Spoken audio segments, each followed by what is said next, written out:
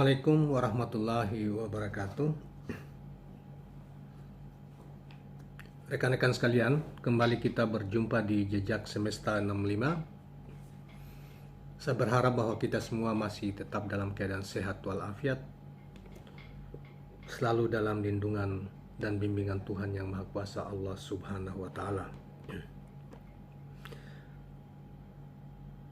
Kawan-kawan sekalian, 2 hari terakhir ini kita menyaksikan begitu viralnya berita tentang Anas Urbaningrum. Anas Urbaningrum adalah mantan Ketua Umum Partai Demokrat yang kemudian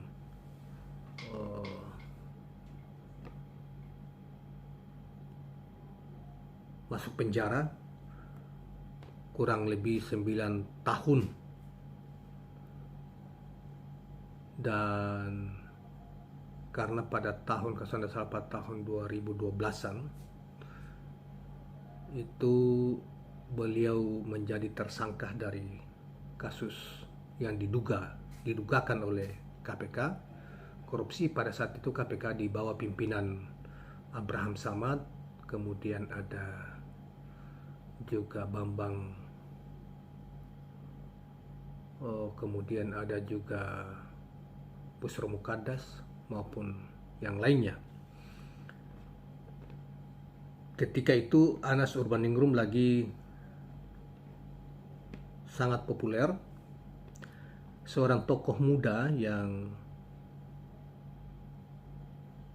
masih sangat muda memimpin Partai Demokrat melalui Kongres Demokrat di Bandung yang mengalahkan tokoh-tokoh Demokrat seperti Ketua DPR waktu itu, yang juga sebagai Sekjen Partai Demokrat, Ketua DPR. Kemudian ada juga Andi Malarangin Menpora waktu itu kalah. Kemudian beliau memimpin Partai Demokrat. Saudara sekalian, Anas Urbaningrum 2 hari terakhir ini setelah menjalani masa hukumannya kurang lebih 9 tahun, itu telah bebas bersyarat dan mendapat sambutan yang luar biasa, terutama dari kalangan kawan-kawan seperjuangan dia, baik itu dari unsur-unsur Partai Demokrat di masa ketika beliau memimpin Partai Demokrat, atau mantan-mantan anggota Partai Demokrat, bahkan masih Partai Demokrat yang mungkin mereka yang lain itu masih bergabung di Partai Demokrat versi Johnny Allen dan Pak Muldoko, ya. Kemudian ada juga yang mereka sudah bergabung di partai yang lain, ya, bahkan mendirikan partai sendiri seperti PKN, yaitu salah seorang sahabat Anas Urbaningrum, yaitu IGD Pasek yang mendirikan sebagai ketua umum PKN hari ini, dan seorang yang sangat loyal berkawan dengan Anas Urbaningrum. Kawan-kawan sekalian, tentang Anas Urbaningrum ini, saudara sekalian, sebelum kita mengulas lebih jauh tentang yang bersangkutan, tapi rasanya ya, kita yang pernah melihat banyak peristiwa politik ataupun peristiwa yang seorang tokoh seperti Anas atau tokoh-tokoh politik yang lain ketika ditimpa musibah gitu ya, seperti kasus korupsi yang didugakan kepada yang bersangkutan, dan setelah bebas mendapat dukungan, mendapat sambutan luar biasa sampai hari ini. Bayangkan kurang lebih 10 tahun menghilang di jagat politik, bahkan dalam pergaulan sosial politik nasional, karena dia harus menjalani masa penghukumannya, tapi begitu bebas disambut oleh begitu meriah, bahkan ribuan orang ya kalau kita lihat dari berbagai video dan berbagai media, terutama media televisi yang menyiarkan itu. Dan hari-hari ini begitu begitu populer, begitu viral ya, baik di media sosial maupun di media yang lain tentang yang bersangkutan. Sampai ada juga yang mengatakan bahwa ada yang heran seperti Dayang siapa itu, ada Dayang dari kader Gerindra itu, ibu-ibu yang mengatakan kok seorang koruptor, maksudnya Anas, tetapi disambut disambut begitu luar biasa oleh masyarakat kita, ada apa gitu loh ya, bahkan menghina ya. Nah, tetapi bagi para pendukung dan mereka yang mengikuti tentang kasus yang menerpa Anas kurang lebih 9 tahun yang lalu atau 10 tahun yang lalu, itu tentu punya logika yang lain, dan bahkan tidak kurang banyak hal yang disoal tentang kasus yang menimpa Anas itu. Apalagi aktor-aktor yang memberatkan Anas itu kan lebih banyak adalah pada Nazarudin adalah kasus korupsi yang dia lebih duluan, kalau saya salah tahun lalu keluar ya, bebas dari penghukumannya karena dianggap itulah otak korupsi pertama yang kemudian menyeret nama Anas, menyeret nama beberapa kader Partai Demokrat termasuk Angelina Sondakh dan lain sebagainya.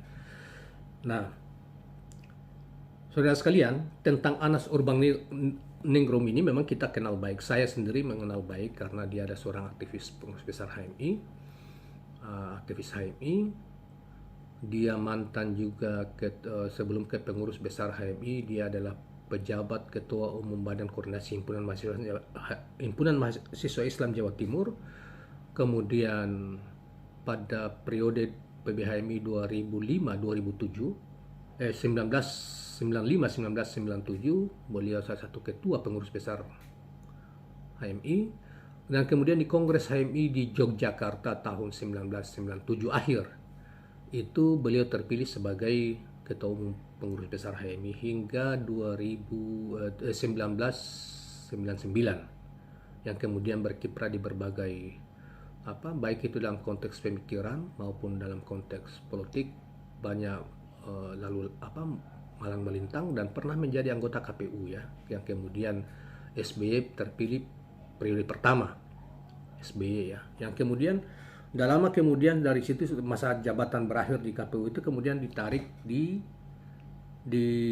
menjadi masuk di Partai Demokrat dan menjadi salah satu pengurus di masa Ketua Umum Partai Demokrat Hadi Utomo, dan setelah itu setelah Hadi Utomo berakhir masa jabatannya di Kongres Bandung yang tadi kita sudah singgung sedikit, beliau terpilih sebagai Ketua Umum Partai Demokrat. Dan sebelum itu juga ada pemilu tahun 2009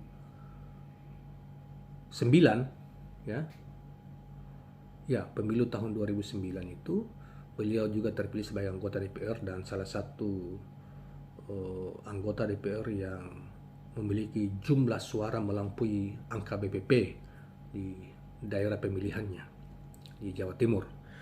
Nah, kawan-kawan sekalian, Anas Urbaningrum adalah seorang yang saya kenal baik. Saya kenal karena sama-sama di pengurus besar Himpunan Mahasiswa Islam.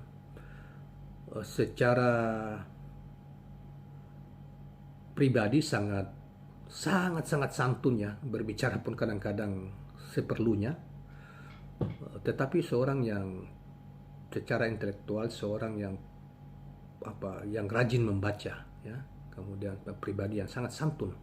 Nah, oleh karena itu dan setelah itu, karena kita sudah jadi ketua umum, kita juga sudah tidak lagi aktif di pengurus besar karena kita pikir sudah saatnya regenerasi di pengurus besar sudah berjalan dan pengurus besar HMI sudah berjalan, dan kita kemudian udah jarang, tapi di dalam momentum-momentum tertentu misalnya kita undang beliau sebagai narasumber untuk dalam acara-acara diskusi atau seminar dari satu tempat ke tempat yang lain, dan kita masih mengenal dia sebagai sosok pribadi yang sangat baik dan sangat santun dan sangat cerdas tentunya. Nah, tapi di penggal perjalanan kehidupannya, terutama ketika beliau masuk di Demokrat, kemudian memimpin Partai Demokrat, disitulah prahara awal menimpa yang bersangkutan, penuh fitnah dan intrik tentunya.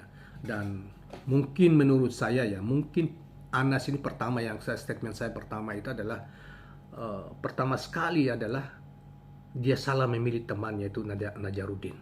Nazarudin sebelum Anas kenal Nazarudin, kita pun tidak tahu siapa yang memperkenalkan Nazarudin ini kepada Anas. Kita kenal Nazarudin, saya kenal lebih duluan Karena ketika Anas masih di luar belum jadi anggota parlemen, kita sudah menjadi anggota Dewan Perwakilan Daerah pada periode 2004-2009 itu, dan Anas masih anggota, sebelumnya anggota KPU, kemudian masih juga bergabung dengan kelompok terutama bergabung dengan Partai Demokrat, dan sana lagi, dan waktu itu SBY jadi sebagai presiden pada periode pertama. Nah,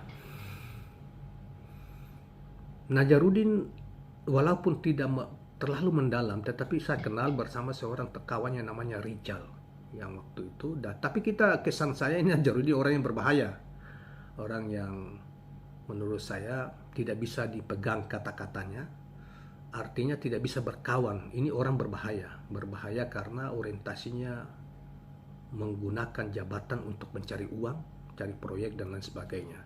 Karena itu suatu ketika dia sudah Anas ketua fraksi Partai Demokrat, saya dengan beberapa teman ada prihatin. Menurut kami hati-hati. Anas ini mesti hati-hati, itu jauh sebelum kongres itu loh.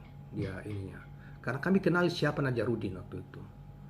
Nah, ya mohon maaf ya, karena Najarudin tidak bisa dipercaya dan bisa berkhianat, dan kejadiannya pas kekhawatiran kami itu ternyata benar di kemudian hari gitu loh.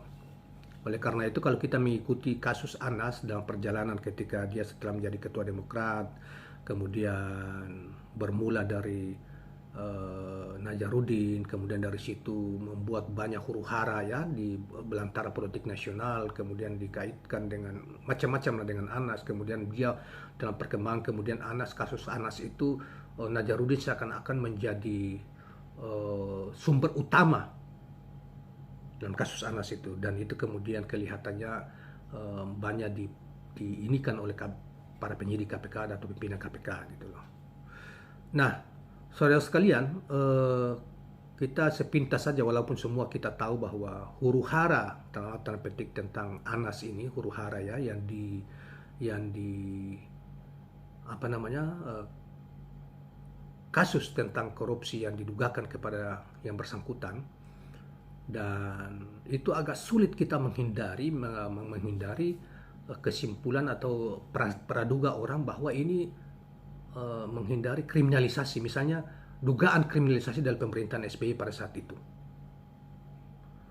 Kalau kita lihat, bukan hanya kita lihat apa yang diceritakan oleh sahabatnya Anas, yaitu IGD Pasek, yang dia juga seorang berlatar belakang hukum yang tentunya mengerti tentang soal-soal hukum. Tetapi juga kita mengikuti itu melalui media televisi, melalui media cetak dan sebagainya. Bukan faktor-faktor seakan-akan saya pun ragu bahwa itu Anas itu melakukan korupsi sebagaimana yang didramatisir begitu luar biasa. Karena ketika waktu itu misalnya ya dari perilaku SBY sendiri, orang-orang di sekitar SBY ya, pembantu-pembantu SBY, dan saya kira masih kalau kita buka fakta-fakta itu masih berita pemerintahan itu masih terekam dan pasti kita tahulah ya. Agak sulit untuk tidak mengatakan bahwa ini kriminalisasi kasus Anas ini. Contoh lainnya adalah misalnya juga diungkap oleh IGD Pasek, dan itu juga dimuat oleh media. Kita juga tahu bahwa misalnya soal kasus Hambalang gitu ya, kan itu ada sampai 2 kali audit ya. Yang waktu itu kita masih ingat betul, ketua BPK-nya itu Pak Hadi Purnomo, mantan Dirjen Pajak, sampai disuruh, entah diperintah, menurut informasi diperintah oleh Istana, yang waktu itu ini oleh Pak SBY, presidennya, harus audit ulang-ulang sampai menemukan nama dikaitkan bahwa ada Anas menerima aliran dana dari proyek Hambalang. Bahkan jauh sebelum itu Najarudin sudah bicara bahwa Anas terima sekian di proyek Hambalang, kemudian ini proyek apa yang di Palembang itu, waktu itu ada Asian Games di Palembang, pembangunan saat ternyata itu semua tidak terbukti. Bahkan di proyek Hambalang itu dan audit BPK itu yang kita tahu, baik berita maupun nanti belakangan juga kita lihat di YouTube-nya atau keterangan di berbagai di YouTube, berbagai podcast maupun YouTube, itu dari IGD Pasek ternyata bahwa memang di Hambalang itu 1 sen pun tidak mengalir ke Anas, dan itu dibuktikan dengan hasil audit BPK 2 kali. Kedua itu dipaksa, disuruh harus temukan, tidak ada juga. Dan kita masih ingat bahwa pada saat itu entah kenapa tiba-tiba Hadi Purnomo itu oleh KPK tersangka dalam kasus apa gitu loh. Dan kemudian Hadi Purnomo itu melakukan upaya ini ke pengadilan, peradilan, kemudian bebas, tidak terbukti. Nah, kemudian tidak di ini oleh KPK lagi gitu ininya. Jadi kita agak sulit ya, kalau agak sulit mengatakan bahwa KPK yang Abraham Samad dan kawan-kawan itu, apalagi kita juga dengar bahwa dari dalam bahwa misalnya setelah SBY pulang dari Jeddah itu, saya kira itu tidak usah kita ceritakan, pasti semua juga tahu bahwa malamnya kemudian keluar itu sprindik bocor dan lain sebagainya di Istana Negara waktu itu. Nah, kemudian jadi ramai di televisi di mana-mana gitu loh, karena memang Anas ini punya kawannya banyak, sangat luas dan banyak orang bersimpati kepadanya. Saya juga waktu itu ketika dia mengundurkan diri dan ketika ditetapkan tersangka dan mengundurkan diri dari Ketua Umum Partai Demokrat, malamnya itu berapa malam berturut-turut banyak sekali orang datang ke semacam mengungkapkan apa namanya simpati, termasuk Pak Mahfud MD. Kalau saya pada malam itu saya ada di tempat Duren Sawit itu, kemudian Pak Mahfud MD juga mereka antri datang untuk semacam menyampaikan simpati kepadanya, karena mungkin mereka juga tahu bahwa ini juga ada operasi istana untuk bagaimana caranya Anas ini harus tersangka, dan ketika dia tersangka dia harus melepaskan, bahkan sebelum tersangka apa namanya Partai Demokrat ya itu sudah mulai di kewenangan-kewenangan, padahal dia masih ketua umum itu dicepotin, coba diambil alih dengan berbagai macam cara oleh SBY sendiri gitu ya, oleh SBY ya, dan tentunya dengan SBY dan kawan-kawan gitu loh. Nah, jadi memang agak sulit saudara-saudara sekalian, kita tidak mengatakan bahwa kita tidak mengkaitkan bahwa kasus Anas itu bukan murni korupsi. Tetapi kasus Anas itu memang betul-betul dikriminalisasi oleh kekuasaan, yaitu SBY. Dan dalam perjalanan kemudian kan kita lihat Partai Demokrat itu sendiri ya. SBY ketua umum Partai Demokrat, SBY ketua Dewan Pembina, SBY ketua Dewan Majelis Tinggi dan lain sebagainya. Rangkap semua. Dan setelah itu kan dari SBY kemudian ke anaknya AHY itu juga menurut pengungkapan kawan-kawan Partai Demokrat dan lain sebagainya,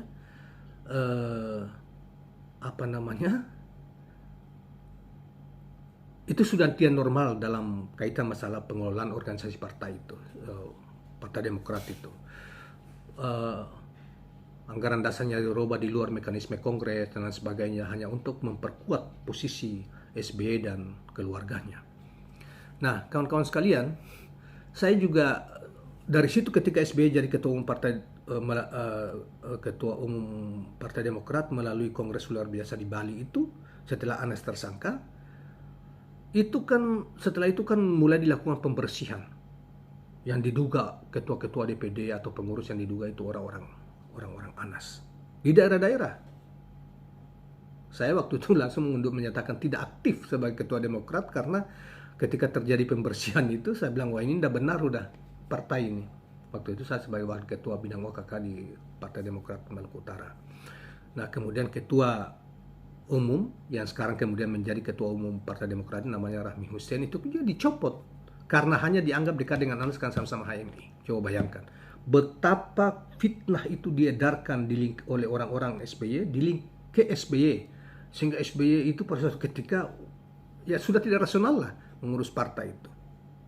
Nah itu ya, sehingga hari ini kondisi Partai Demokrat itu tentang internal, yang kemudian ada kelompok yang tidak puas terhadap apa yang terjadi Partai Demokrat hari-hari ini itu kemudian melakukan kudeta, dalam arti petik kongres luar biasa di ya apa itu Pak Joni Allen dan lain sebagainya. Padahal Pak Joni Allen ini adalah salah satu wakil ketua umum Partai Demokrat di masa Anas, kemudian dia juga deklarator Partai Demokrat ya, dan dia anggota DPR, mantan anggota DPR, dan orang yang mengerti betul soal Partai Demokrat, karena memang dari awal bahkan dikatakan jauh sebelum SBY bergabung mereka sudah duluan mendirikan partai dan deklarator Partai Demokrat itu. Nah, jadi kalau kita lihat wawancara-wawancara mereka sangat prihatin, dan memang saya mengalaminya sendiri juga. Jadi orang seperti Pak Sarif Hasan, waduh itu luar biasa anti terhadap Anas luar biasa, termasuk yang satu dari Bali, mantan Menteri SDM yang kemudian masuk penjara juga, diduga korupsi oleh KPK. Nah, Saudara sekalian, jadi soal hiruk pikuk Anas ketika soal kasus dia, saya tidak percaya orang seperti Abraham Samad ya. Yang kemudian belakangan terbukti bahwa mereka bermasalah secara etik ya. Demikian juga Bambang Wijayanto juga bermasalah karena ada praktek sebelumnya dia tuh praktek sebagai pengacara yang membela apa gitu, kemudian dianggap itu melakukan semacam manipulasi. Nah, jadi belakangan ketahuan, jadi sebetulnya mereka walaupun hari-hari ini mereka mengatakan bahwa itu semuanya Anas itu korupsi gitu loh. Padahal terakhir kita dengarkan bahwa di pengadilan itu bahwa dia dikenakan apa namanya pasal pencucian uang. Jadi bukan korupsi hambalang, hambalang itu terbukti. Dari hasil audit BPK itu tidak ada uang yang mengalir ke dia gitu loh. Dan itu oleh karena itu banyak orang berpendapat bahwa apa yang sebetulnya Anas itu karena korban dari kriminalisasi yang dilakukan oleh pemerintahan rejim SBY pada saat itu gitu. Karena dia sendiri sebagai ketua umum itu konon itu tidak dikehendaki. Ya, Partai Demokrat itu sebetulnya ya kalau kita mau lihat namanya juga Demokrat, tapi amat tidak demokratis sebetulnya. Saya kira kongres yang paling demokratis itu ya di Bandung itu. Setelah itu sudah enggak, ketika dibawa kendali SBY. Jadi SBY itu lebih pada sisi citra, dia seakan-akan dia bersih apa, sebetulnya enggak. Busuk sebetulnya itu SBY itu. Enggak benar. Cara enggak benar. Sehingga hari-hari ini kalau dia ada yang mengatakan bahwa oh itu kelompok Pak Muldoko maupun Pak Muldoko dan teman-teman Partai Demokrat yang lain, Pak Joni Allen dan lain sebagainya itu melakukan begal terhadap, sebetulnya pertama sekali yang mengajarkan cara-cara kotor dalam pengambilan partai itu SBY dari hasil kongres yang resmi ya, merekayasa menggunakan KPK hukum, lembaga hukum untuk menyingkirkan Anas. Itu sulit untuk dibantah. Oleh karena itu banyak sekali kawan-kawan itu tahu tentang Anas diperlakukan seperti itu, terutama oleh kader-kader yang Demokrat yang mencintainya dan tidak percaya terhadap apa itu, dan mereka melihat sendiri ya, bahkan mengalami sendiri, mereka tidak percaya kalau Anas itu korupsi. Oleh karena itu walaupun dalam rentang waktu kurang lebih 9 tahun berada dalam penjara, ketika dia keluar ya saksikan bahwa dia memang dia menurut pandangan mereka tidak bersalah. Dia ini adalah korban dari rejim yang rejim SBY ya, yang sebetulnya SBY sendiri mungkin dalam benaknya dia harus ambil alih dengan menciptakan situasi seperti ini untuk mempersiapkan diri pasca ketika dia lengser sebagai presiden. Itulah kira-kira, sehingga kita tidak heran kalau begitu banyak orang, ribuan orang masih menyambut dia, menyalahkan dia dan berharap bahwa dia harus bangkit, bahkan seperti Gede Pasir dan teman-teman menyiapkan partai untuk panggung selanjutnya dan mengatakan bahwa Anas ini insya Allah suatu ketika tidak akan bisa dibersihkan namanya, karena memang mereka yakin bahwa dia tidak korup. Nah, Anas adalah seorang yang sangat taat beragama, dia taat terhadap pengetahuan ilmu, karena itu bacaan, selalu membaca. Karena itu saudara-saudara sekalian, berbeda dengan mungkin kasus orang-orang lain yang melakukan kejahatan korupsi, masuk penjara, mereka di dalam menderita. Tetapi mungkin Anas menganggap bahwa ini adalah ujian Tuhan kepadanya dan dia harus melalui itu. Karena itu di dalam penjara mungkin lebih banyak beribadah, mengaji, lebih banyak membaca, bahkan menulis. Dan karena itu setiap saat selama kurang lebih 9 tahun itu dia selalu dikunjungi secara rutin oleh kawan-kawan dia ya, kawan-kawan yang setia, sangat setia kepadanya. Nah, bagi teman-teman yang punya waktu dan sebagainya, kita sering berkunjung dan mendapatkan tamu yang berlimpah, berbeda dengan tahanan-tahanan yang lain. Kalau Najarudin kan orang kutuk-kutuk gitu, tidak ada orang jemput dia juga nggak ada apa. Orang kutuk karena dia yang banyak menyebar fitnah ya, menyebar fitnah, dan itu fitnah itu banyak ditangkap oleh KPK dan penyidik yang menjadikan cerita dia itu mentersangkakan Anas, dan mereka fakta-fakta lain mereka seakan-akan abaikan gitu loh. Nah, oleh karena itu kawan-kawan sekalian, berbeda dengan berbeda dengan orang lain, Anas mungkin dia selama 9 tahun itu memang lebih banyak menggunakan, memang betul berada dalam penjara.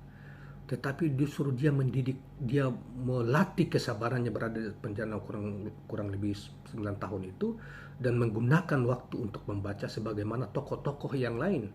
Mungkin kita terlalu bombastis juga kalau kita mengatakan Anas seperti Bung Karno dulu, karena memang juga kasusnya berbeda. Eh, Sayangnya ya, Anas itu cuma bagi kawan-kawan yang mendukung dan merindukan dia sampai hari ini kan menganggap bahwa Anas itu tidak korupsi, dia adalah korban kejahatan politik rejim SBY, ya.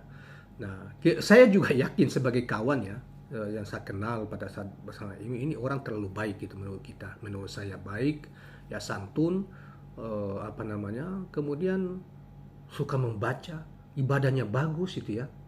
Nah, dan ketika di Demokrat juga kita bergabung, ketika di kepemimpinan juga tenang gitu. Dan ketika dia ke daerah itu mendapat sambutan luar biasa oleh masyarakat luas, maupun terutama kader-kader dari Partai Demokrat. Saya masih ingat betul ketika dia kampanye di pilkada di Morotai, di Halmahera Selatan, di Maluku Utara, itu luar biasa orang menganggap, bahkan ada suara berteriak pada waktu itu sekitar 3 tahun lagi, 3 tahun lagi baru pemilu, itu sudah yel-yelkan dia presiden. Karena memang pertama Anas itu cerdas, pintar gitu ya. Kalau dia pidato, dia punya pilihan-pilihan kata yang dia ucapkan itu sangat tepat gitu ya, dan sangat menarik gitu ya.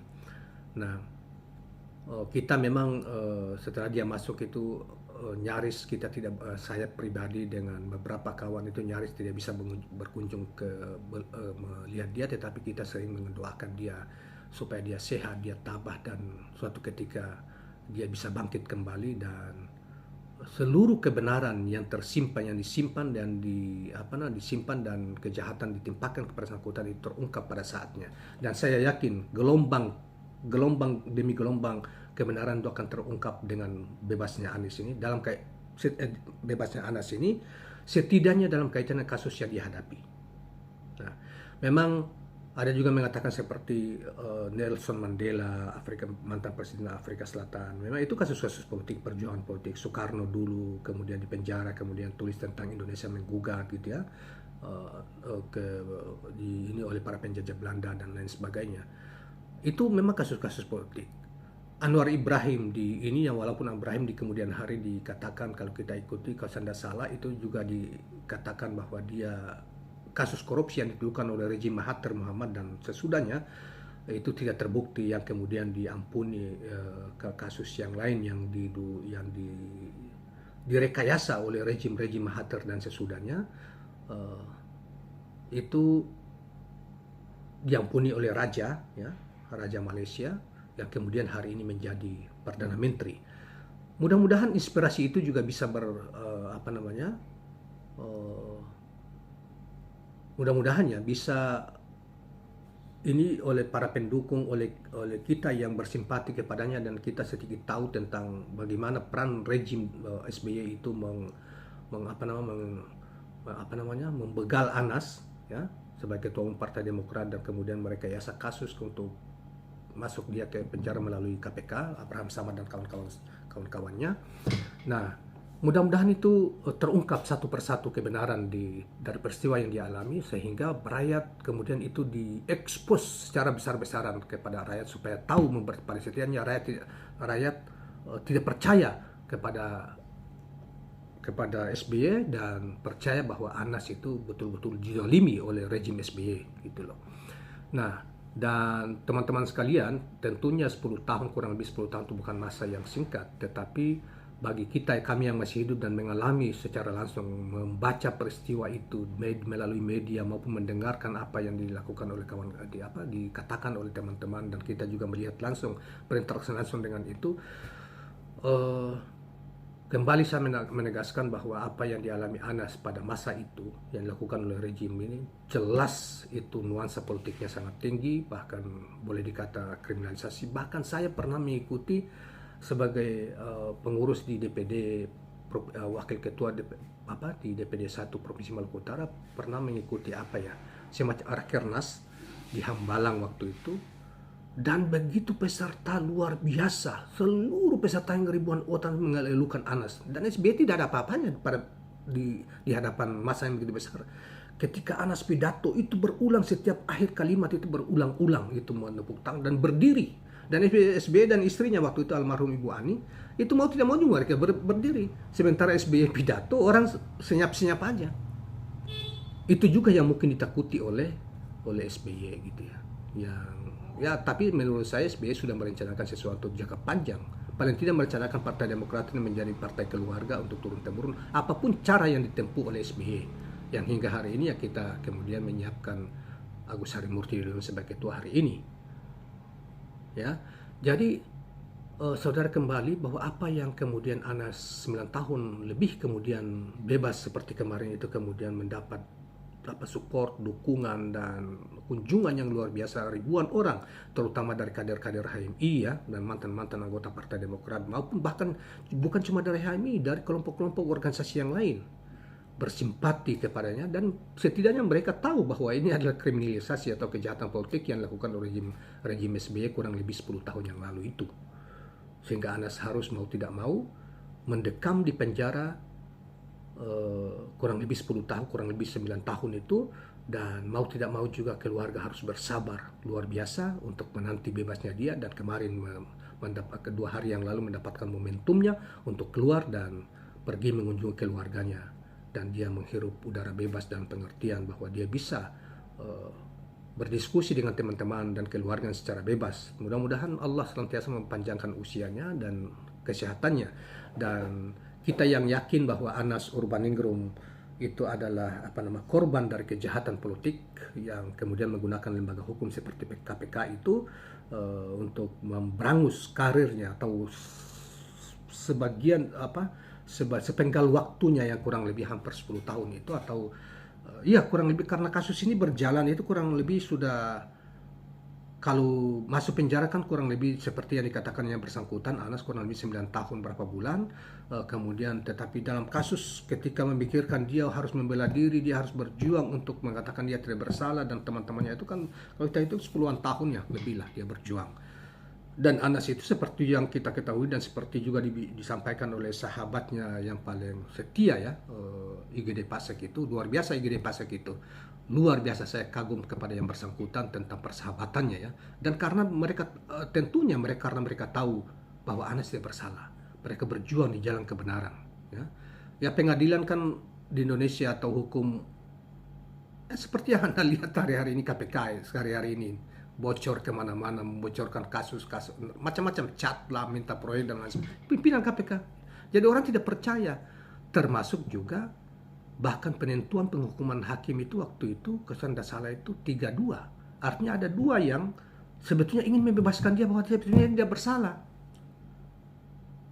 3 yang kemudian dia masuk, membuat dia masuk ya, kemudian ada banding, kemudian diturunkan, kemudian kasasi dia dinaikkan lagi, dan orang kemudian PK gitu. Mudah-mudahan ada PK kedua dia ini bisa, karena rejimnya bukan rejim SBY, mudah-mudahan para hakim itu lebih jujur mengungkap tentang kebenaran sehingga misalnya Anas ternyata tidak bersalah misalnya. Kita berharap seperti itu karena kita yakin bahwa Anas itu agak sulit ya, orang seperti Angelina Sonda dipaksa-paksa konon kita dengar untuk supaya memberatkan Anas juga enggak mau, karena dia tahu persis bahwa dia tidak bersalah. Apalagi hasil audit BPK tentang proyek Hambalang itu sama sekali uang 1 sen pun tidak mengalir ke Anas. Jadi apa dong kalau begitu? Ya keterangan fiktifnya, keterangan tipu-tipu dari Najarudin yang konon banyak dipakai oleh KPK dan para hakim KPK untuk menjerumuskan Anas.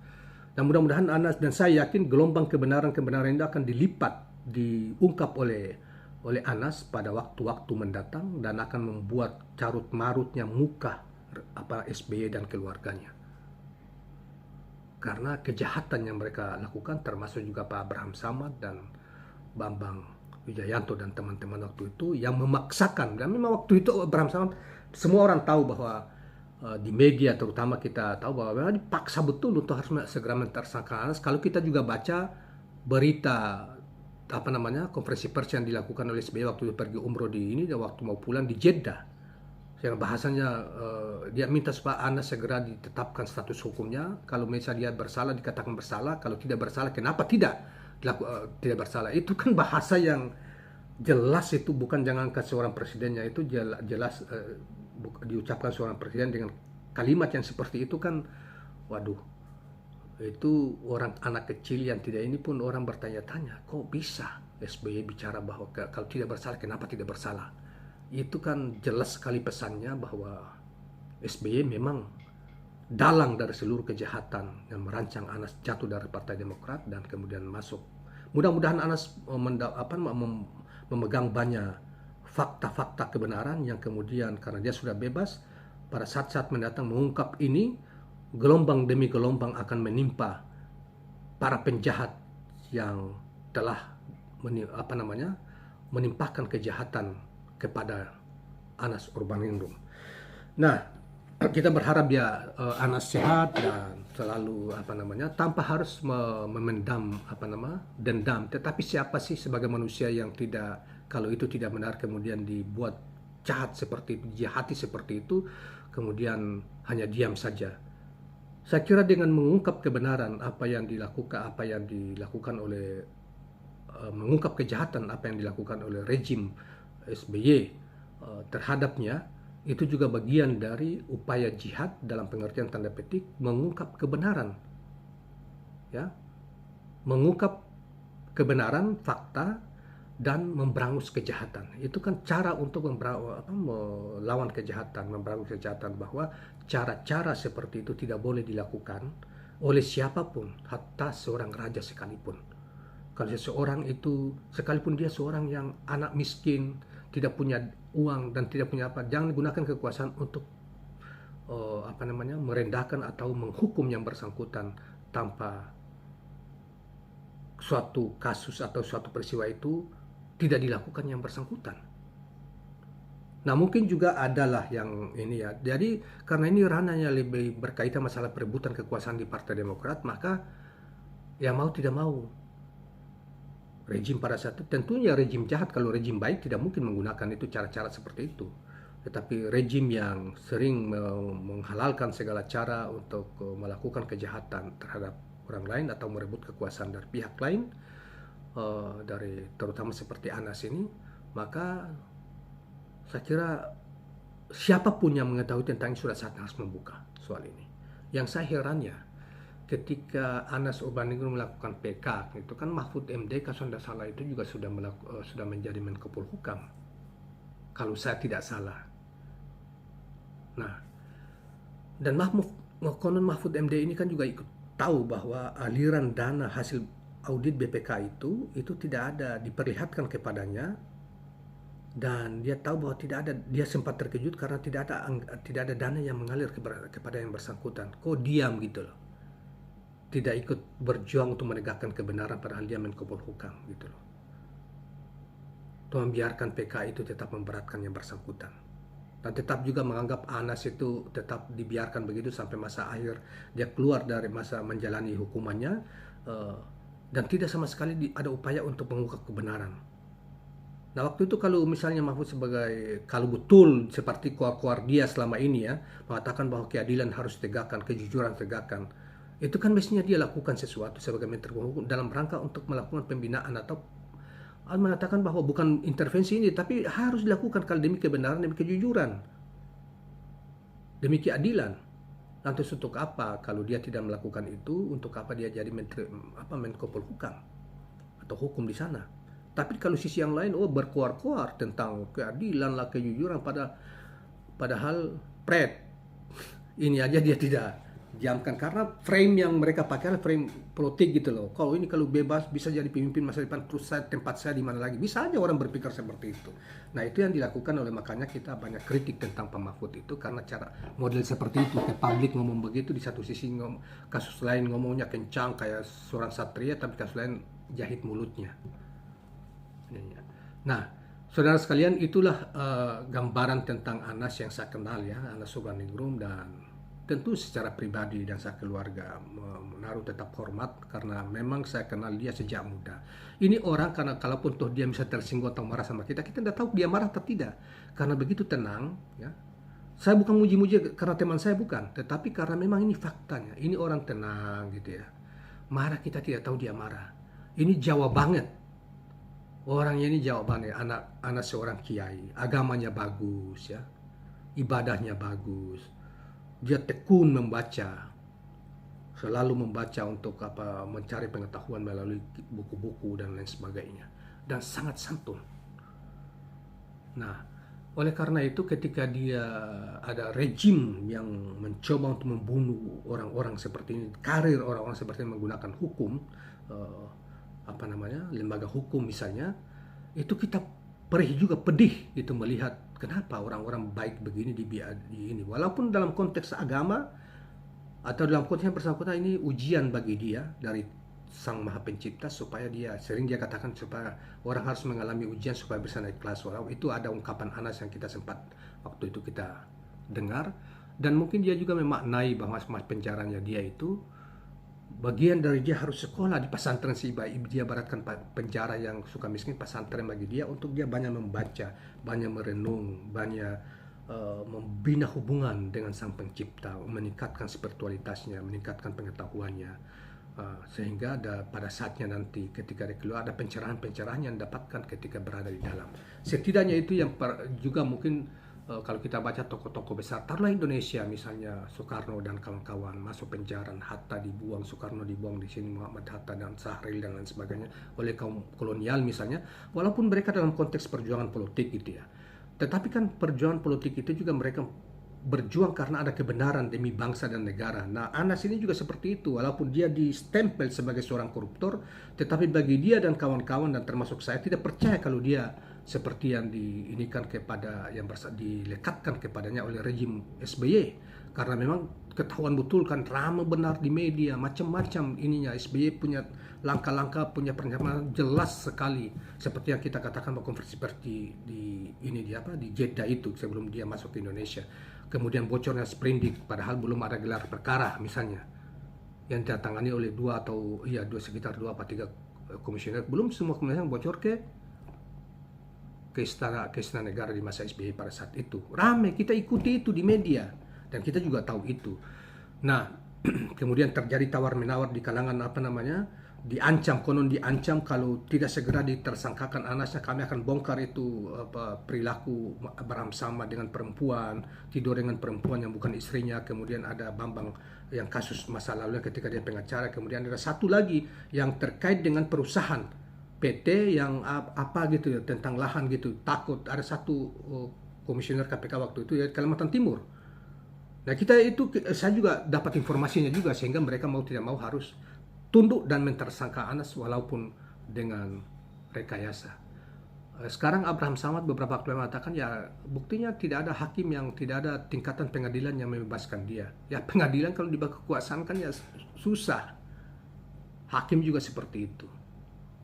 Nah, jadi ya kita saudara sekalian tentu saya seperti saya pasti akan membela dia karena saya tahu tentang dia. Walaupun secara mendalam tidak, tapi secara umum saya bergaul sejak dari tahun 90-an sebagai sama aktivis. Tapi dia kan orang Jawa, tenang, pintar, ibadahnya bagus sekali. Makanya saya katakan tadi ini, selama saya bergaul dengan yang bersangkutan, saya sering juga cerita kepada teman-teman, ini orang kalaupun tuh dia marah kepada kita, kita tidak tahu kalau dia marah. Tingkat pengendalian dirinya luar biasa. Ya mungkin mirip-mirip Anies Baswedan sekarang. Tapi kalau Anies kan kita tidak kenal, baru pernah ketemu juga. Tapi kalau Anas ini kita tahu, kenal dia sebagai aktivis. Tapi aktivis kalau di PBHM itu dia mungkin tipe orang yang tidak demo-demo di jalan, tetapi dia tipe pemikir gitu ya, pintar gitu ya, membaca gitu, walaupun latar belakang ilmunya, karena dia juga anak pesantren kalau saya tidak salah, jadi mertuanya juga seorang kiai besar di Yogyakarta. Jadi soal agama itu betul-betul pengetahuannya maupun prakteknya dia terjaga. Dan dia juga, saya kira dia juga bukan orang yang serakah soal uang. Menurut saya Anas, yang saya tahu dia Tahu dia sampai juga saya bergabung di Partai Demokrat bukanlah orang yang serakah soal uang. Ya mungkin sama dengan Anies lah, paling kurang seperti itu. Nah, cuma mungkin karena salah dia kenapa dia bergabung dengan Partai Demokrat dan kemudian dia dipilih dan mengalahkan Marzuki Ali yang ketua DPR yang orang adalah sekjen Partai Demokrat. Nah, Marzuki Ali ini juga kan keluar-keluar tidak puas juga dengan kekalahan mereka gitu. Jadi Demokrat tetapi tidak demokratis. Gitu loh. Jadi kita yakin betul bahwa Anas, sepengetahuan kita yang kita tahu, tidak seperti yang digambarkan orang bahwa dia seorang koruptor. Ya, oleh karena itu kawan-kawan sekalian, saya seorang Muslim ya, seorang aktivis Islam di masa mahasiswa. Orang seperti Gede Pasek yang secara ideologis keyakinan agama berbeda, tapi begitu setianya luar biasa dan loyalnya terhadap Anas luar biasa karena tahu betul bahwa kawan dia ini tidak seperti yang digambarkan. Bahkan mereka berjuang untuk menentang SBY kan, karena Anas ini tidak bersalah menurut, apalagi mereka juga pengacara, tahu tentang hukum. Nah, karena itu sekali lagi jarang, hampir tidak pernah, jangankan itu ya, menurut saya SBY masuk penjara keluar tidak akan disambut seperti orang seperti Anas disambut hari-hari kemarin itu, atau siapalah. Jadi karena pribadinya begitu baik dan bagi orang-orang juga tahu tentang bahwa Anas tidak seperti digambarkan oleh rejim dan sebagian orang yang mengatakan bahwa dia seorang koruptor, maka mereka kemudian berbondong-bondong menjemputnya ketika dia bebas. Ribuan orang datang menjemput, menyampaikan kegembiraan ketika dia bebas, dan kemudian ada juga yang mengantar sampai ke Jawa Timur. Kan luar biasa itu. Di zaman ini tidak ada para koruptor-koruptor yang politis-politis yang masuk penjara atau ada yang sampai mati dalam penjara, tidak seperti itu. Dijenguk mungkin tidak. Anas tidak. Menurut informasi yang kita dengar bahwa Anas termasuk selama dia di penjara paling banyak dikunjungi oleh berbagai kalangan, mulai dari masyarakat biasa, para politisi, termasuk juga mereka-mereka yang bersimpati kepada dia dan tahu persis bahwa dia tidak bersalah, terutama para aktivis dan sahabat-sahabat dekatnya. Baik kawan-kawan sekalian, itulah seputar secara umum tentang Anas Urbaningrum ketika dia aktif sebagai di himpunan mahasiswa Islam, kemudian memimpin menjadi anggota KPU. Dia suka membantu orang kok ininya, menjadi pimpinan Partai Demokrat. Kemudian dia masuk penjara dan hari ini masih tetap dinanti oleh banyak orang, terutama para aktivis Muslim maupun non-Muslim yang menganggap bahwa apa yang dilakukan kurang lebih 9 tahun atau 10 tahun oleh rejim Orde Baru terhadap yang bersangkutan adalah sebuah kejahatan yang mereka juga tidak bisa mampu menolongnya, karena itu adalah kejahatan mereka menggunakan kekuasaan negara untuk mentersangkakan yang bersangkutan. Dan kini mereka, teman-teman simpatisan, ketika dia bebas mereka berbondong-bondong bersujud syukur, bersyukur dan mendoakannya supaya, dan bahkan mengantarkan dia ke rumahnya di Jawa Timur dan mendoakannya bersyukur dan ingin tetap berjuang di barisan atau di safnya sebagai sebagai seorang tokoh yang masih muda. Dia kurang lebih 55 tahun kalau tidak salah usianya, masih relatif masih muda lah. Dia pasti langkah yang dilakukan dia harus melakukan, dan saya kira dia, sekali lagi saya katakan, dia akan melakukan mengungkap kebenaran-kebenaran yang mungkin selama ini dia masih simpankan berada dalam penjara, dan gelombang demi gelombang akan menggulung mereka yang telah melakukan kejahatan terhadapnya. Saya kira gelombang demi gelombang kebenaran muncul dari mulut Anas Urbaningrum untuk menggulung mereka yang telah melakukan kejahatan dan berdampak terhadapnya dan keluarganya, menyebabkan keluarganya susah, dan dia berada kurang lebih 9 tahun di dalam penjara. Itu dari sisi kita yang melihat bahwa itu sesuatu yang zalim. Tetapi dari sisi ada rahasia yang kita tidak tahu. Karena Anas masuk penjara berbeda dengan orang-orang lain yang masuk penjara. Di zaman hari-hari ini, Anas masuk penjara justru melatih kesabarannya, justru kesempatan untuk senantiasa melakukan pencerahan terhadap dirinya, membaca di dalam, menulis di dalam, dan mungkin banyak melakukan tafakur di dalamnya, sehingga dia mendapatkan kenaikan derajat spiritual setidaknya pada dirinya dan semangat baru untuk perjuangan untuk Indonesia yang lebih baik di masa yang akan datang. Sehingga ketika menjadi pelajaran bagi kalau kebenaran-kebenaran itu terungkap dan berupa gelombang-gelombang yang kemudian menghantam mereka yang telah menjahati yang bersangkutan, mudah-mudahan itu akan menjadi pelajaran bagi siapapun di negeri ini, bahkan di dunia, untuk di masa-masa yang akan datang. Terima kasih kawan-kawan sekalian, semoga bermanfaat. Melalui video ini saya ucapkan selamat sahabat Anas Urbaningrum. Mudah-mudahan sehat selalu, keluarga selalu sehat, panjang umur, dan selalu berjuang di jalan kebenaran dan keadilan. Terima kasih.